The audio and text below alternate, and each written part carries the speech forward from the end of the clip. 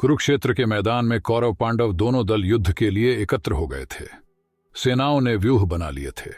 वीरों के धनुष चढ़ चुके थे। युद्ध प्रारंभ होने में क्षणों की ही देर जान पड़ती थी। सहसा धर्मराज युधिष्ठिर ने अपना कवच उतारकर रथ में रख दिया। अस्त्र शस्त्र भी रख दिए और रथ से उतरकर वे पैदल ही कौरव सेना में भीष्म पितामह की ओर चल पड़े। बड़े भाई को इस प्रकार शस्त्रहीन पैदल शत्रु सेना की ओर जाते देखकर अर्जुन, भीमसेन, नकुल और सहदेव भी अपने रथों से उतर पड़े। वे लोग युधिष्ठिर के पास पहुंचे और उनके पीछे पीछे चलने लगे। श्री कृष्णचंद्र भी पांडवों के साथ ही चल रहे थे। भीमसेन, अर्जुन आदि बड़े चिंतित हो रहे थे।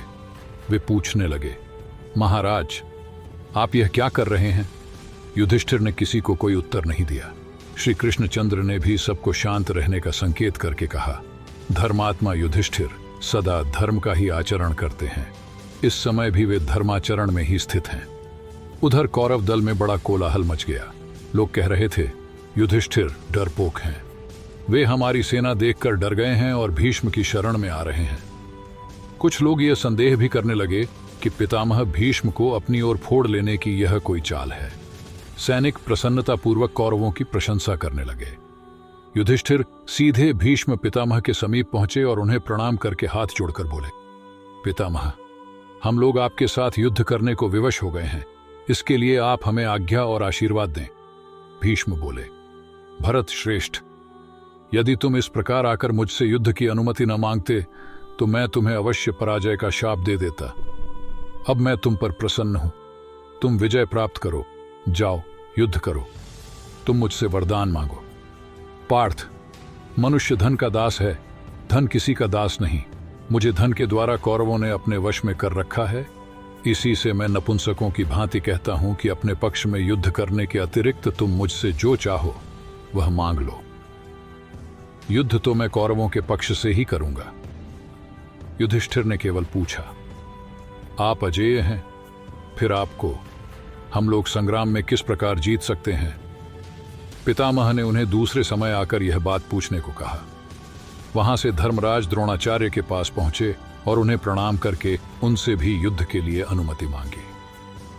आचार्य द्रोण ने भी वही बातें कहकर आशीर्वाद दिया, परंतु जब युधिष्ठिर ने उनसे उनकी पराजय का उपाय पूछा तब आचार्य ने स्पष्ट बता दिया, मेरे हाथ में शस्त्र रहते मुझे कोई मार नहीं सकता, परंतु मेरा स्वभाव है कि किसी विश्वसनीय व्यक्ति के मुख से युद्ध में कोई अप्रिय समाचार सुनने पर मैं धनुष रखकर ध्यानस्थ हो जाता हूं।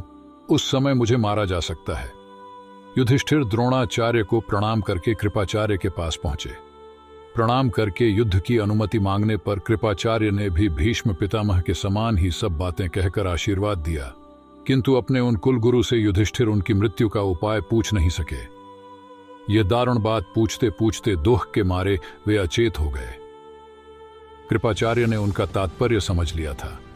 वे बोले, राजन, मैं अवध्य हूं, किसी के द्वारा भी मैं मारा नहीं जा सकता, परंतु मैं वचन देता हूं कि नित्य प्रातः काल भगवान से तुम्हारी विजय के लिए प्रार्थना करूंगा और युद्ध में तुम्हारी विजय का बाधक नहीं बनूंगा।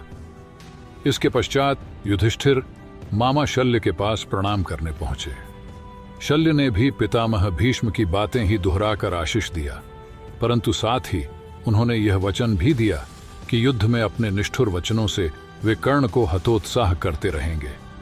गुरुजनों को प्रणाम करके उनकी अनुमति और विजय का आशीर्वाद लेकर युधिष्ठिर भाइयों के साथ अपनी सेना में लौट आए। उनकी इस विनम्रता ने भीष्म, द्रोण आदि के हृदय में उनके लिए ऐसी सहानुभूति उत्पन्न कर दी जिसके बिना पांडवों की विजय अत्यंत दुष्कर थी।